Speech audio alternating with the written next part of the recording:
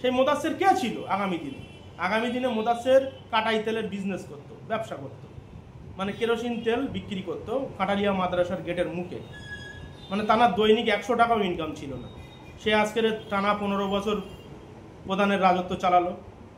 আজকের কয়েক কোটি টাকার বাড়ি নির্মাণ করলো। কত টাকা যে ওনার কাছে ক্যাশ আছে ঠিক নেই।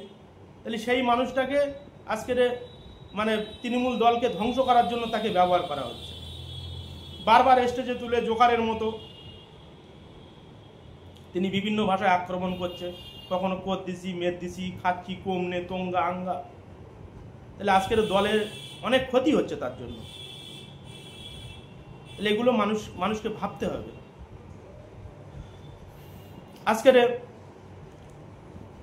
এই যে মমিনুল ভাইয়ের কথা বলি, সাধারণ এমনি ফুটবল খেলে ঘুরে বেড়াতো, আজকের সে তৃণমূল কংগ্রেসে আরাবুলদার হাত ধরে এসে আজকের কত কিছু না করে নিল। রাজপ্রাসাদের মতো বাড়ি।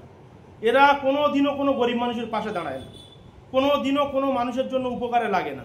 তাহলে এদের থেকে সাধারণ মানুষকে সাবধান থাকতে হবে।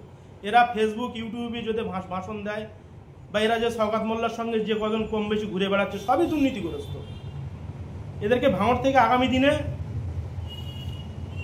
যাতে ভাঙড়ে কোনো রকমভাবে কোনো নেতার জায়গায় না আসতে পারে সেই সুব্যবস্থা করার জন্য আমরা ছুটে বেড়াচ্ছি বিভিন্ন জায়গায়। সুতরাং মানুষ আমাদের নামে অনেক জায়গা থেকে যারা ফেসবুক চালায়, যারা ওদের ফেসবুকটা চালায়, তারা অনেক রকমের বাজে কমেন্ট করছে।